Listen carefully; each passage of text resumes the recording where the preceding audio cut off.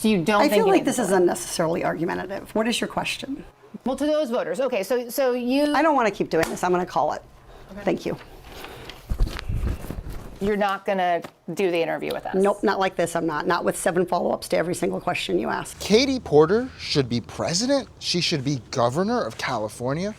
What are you talking about, King Leo? That makes no sense. Katie Porter's a liberal. You hate liberals. And also, she's so mean to her staff. How could you say that? Well, let me explain. How's everybody doing today?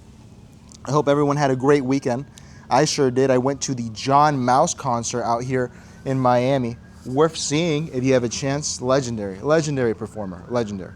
How are you guys doing? Today I have to talk to you guys about Katie Porter, who's been in the news because she had a bad interview. Well, don't we all? We all have bad interviews, whether you're doing a job interview or anything else.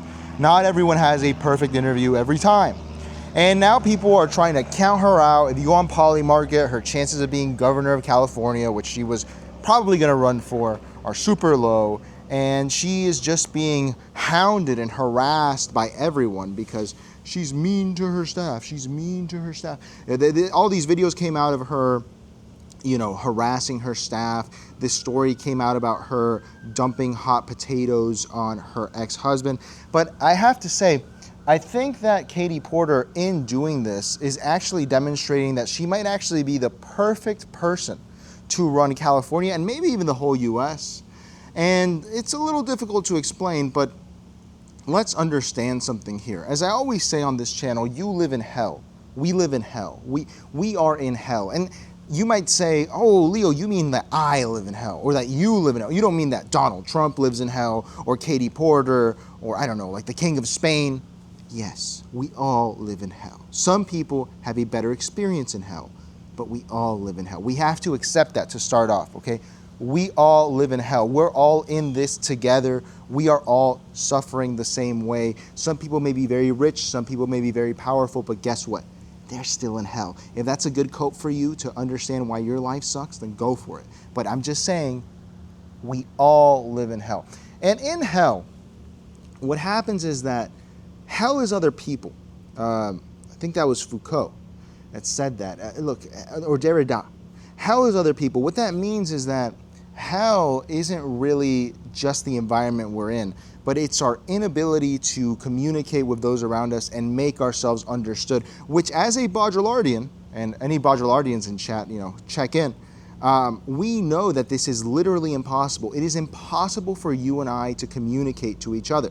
Think about it. If I tell you that I see a red flower, I have no idea if you're conceptualizing the same color red, or even if the color red is the same to you as it is to me. Maybe you see it exactly the same thing, but I have no idea. Fundamentally, I have no idea if the people around me are seeing the same things that I perceive as reality. And that makes it so that everything is hell, because this extends out into the world. I mean, one of the reasons that I hated Charlie Kirk's debate tactics and all this and debate me stuff is because, guys, debate is fruitless. It's a waste of time. Conversation is fun. I like conversation, but debate is just, oh, I'm going to convince you. People cannot be convinced because people cannot communicate. Tower of Babel, bro, it was rigged from the start. There's no way of solving this. When you mess up in your relationship, you say something that you don't feel you shouldn't have said, but the other person took it super personally. Why does that happen? It happens because they do not perceive your words as you intended them. And there is no rectifying this. There is no remedy. This comes, it's not a bug, it's a feature of where we are. So when I look at Katie Porter, and this is if you're familiar with hypnosis, I'm going to give you a reframe here, okay? A lot of you look at Katie Porter and you go, look at this mean lady. This lady who's just mean. She's yelling at her staff. She gets frustrated when things don't go right in an interview or in her shot or anything like this. As someone who's worked in film, as someone who works with film a lot, I guess digital, not film, I completely understand where she's coming from. Katie Porter is not a frustrated governor. She is a frustrated movie director. Katie Porter is the Stanley Kubrick of our time, and she is trying to produce great metapolitical art for us within the confines of politics. But the problem is that the people around her do not understand what she's saying. Okay, so one of the famous videos that came out, she yelled at a staff member that got in her shot. You remember Christian Bale when he freaked out at a lighting guy in the early 2000s on the set of Terminator 3, and he was yelling, "Why are you in my damn shot? I don't fuck up your lighting. Why are you in my shot?" Well, Christian Bale was completely justified there. Why was he justified? Because he's a thespian. He's doing his job. He's trying to give the maximum performance for a bad movie, Terminator 3, right? And this other lighting guy can't even do his simple responsibility of not interrupting, of not messing up the character that Christian Bale has to be in. Katie Porter is trying to direct a video from her kitchen, and someone cannot even do the bare minimum and not step into her shot. If you haven't worked in film, but maybe you've worked in something else, where you have a bit more of a management role than an employee role, you completely understand this. This is a common frustration. Now, most of us nowadays, because we're in a totally, for lack of a better word, cucked society, you just let it slip by. You go, oh, whatever, we'll do it tomorrow or something. But when you have something on the line, when you actually care, like Katie Porter does, she cares about the image, she cares about producing the 2001 A Space Odyssey of political interviews. That's what she's trying to do. You're gonna freak out. You're going to get angry. You're not gonna feel good about that other person. You're going to say, how can you be this stupid? If you allowed me to create great art, then what would happen is that we would be able to actually win this, and I would even be able to promote you or help you along. But you are so fundamentally stupid that you can't even do this right.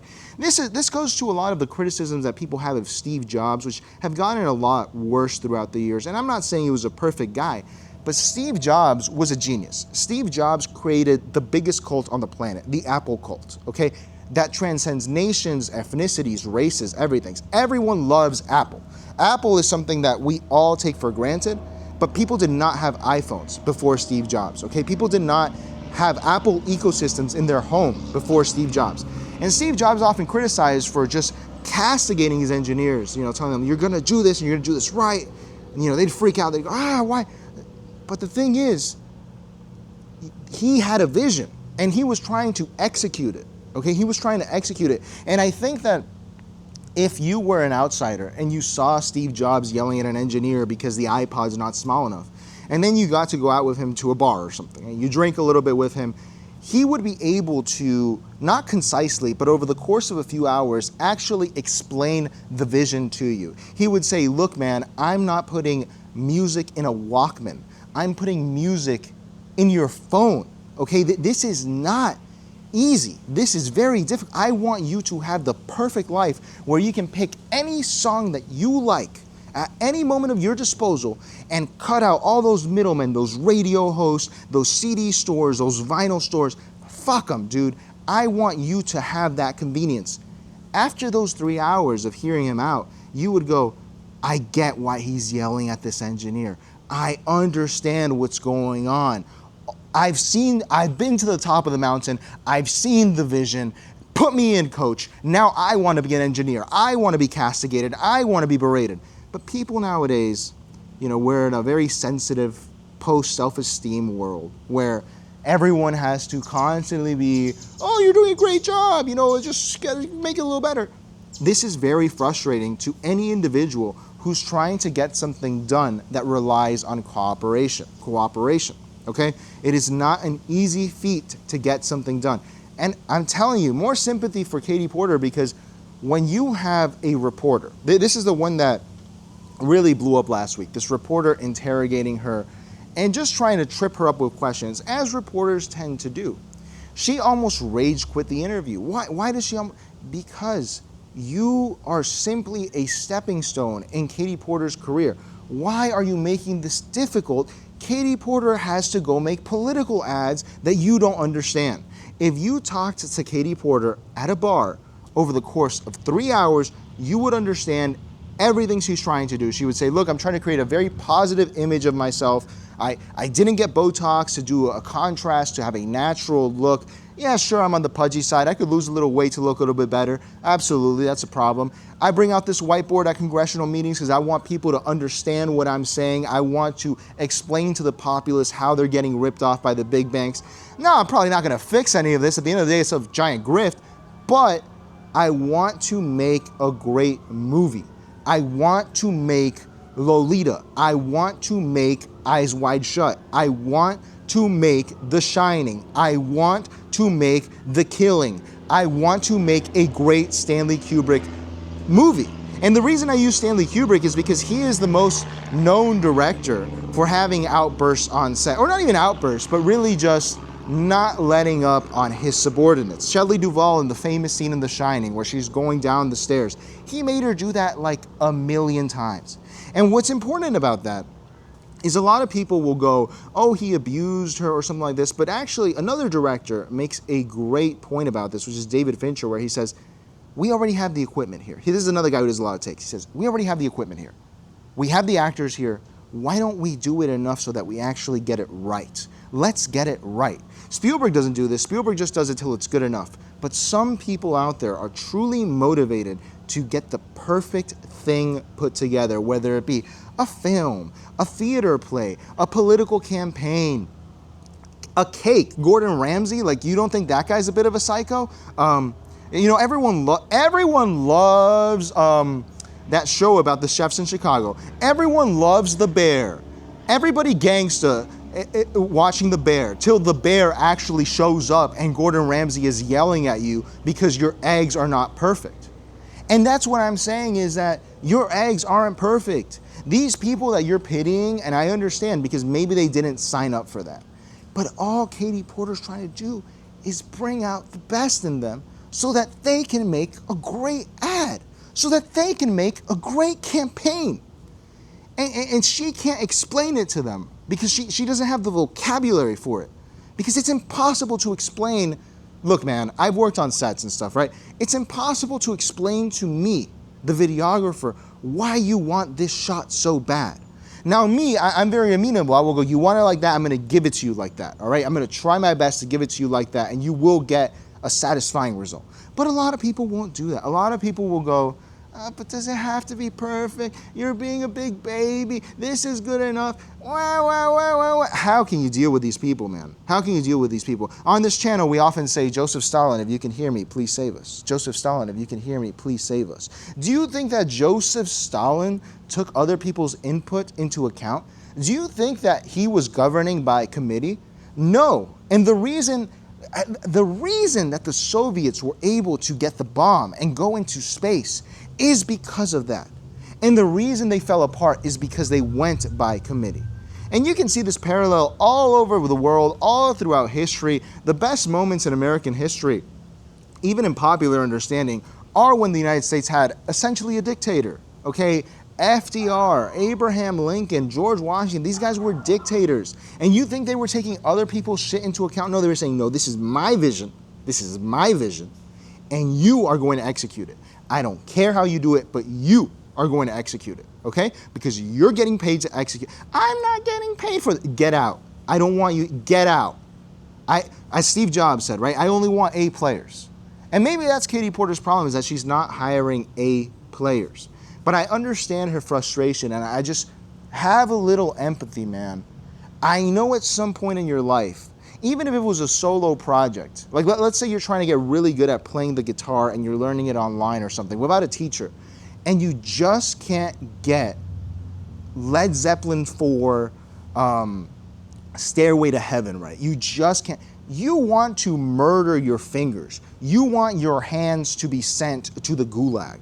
You are pissed. You are in your head. What am I not getting right here? What is going on? Why is my body not cooperating? My body, I'm in full control of it, and it will not cooperate with me.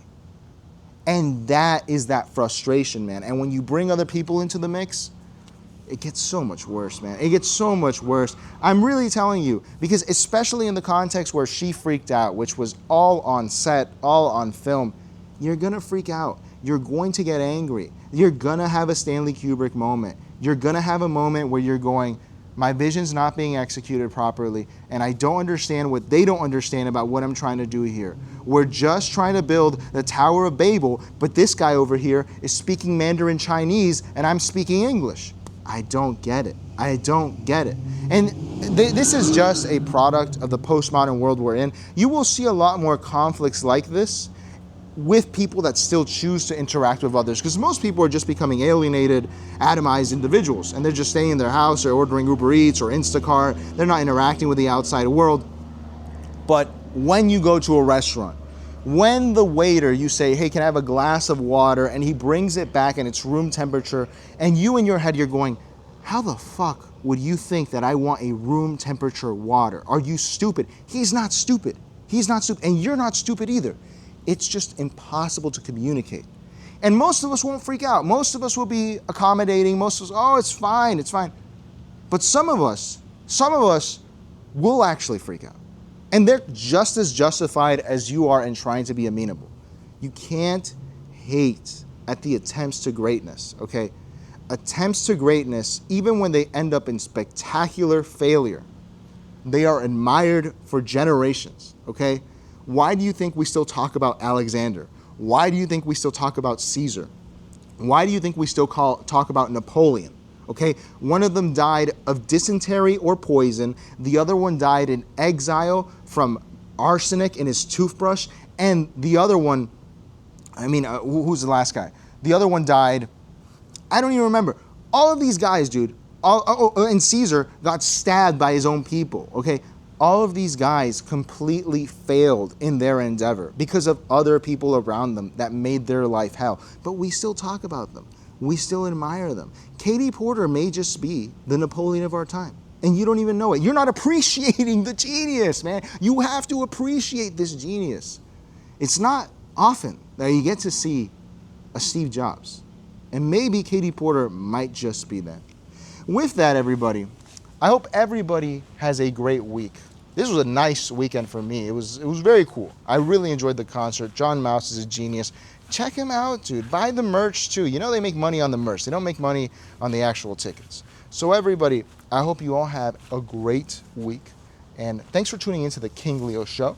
I'm your host, King Leo, and we'll be on stream tomorrow and probably have another video tomorrow. I got to get better about making these videos on time, but we'll do that. But as always, remember the 2 rules of the King Leo Show. Rule number 1, we don't talk about the King Leo Show, and rule number 2, we don't talk about the King Leo Show. But you, dear viewer, like, comment, and subscribe. And I'll see you on the next one. Air pollution and other problems, and the state could lose. Get out of my fucking shot. I wanted to tell you that that's actually. You also were in my shot before that. Stay out of my shot. Okay, I'm going to start again with electric vehicles saving us money.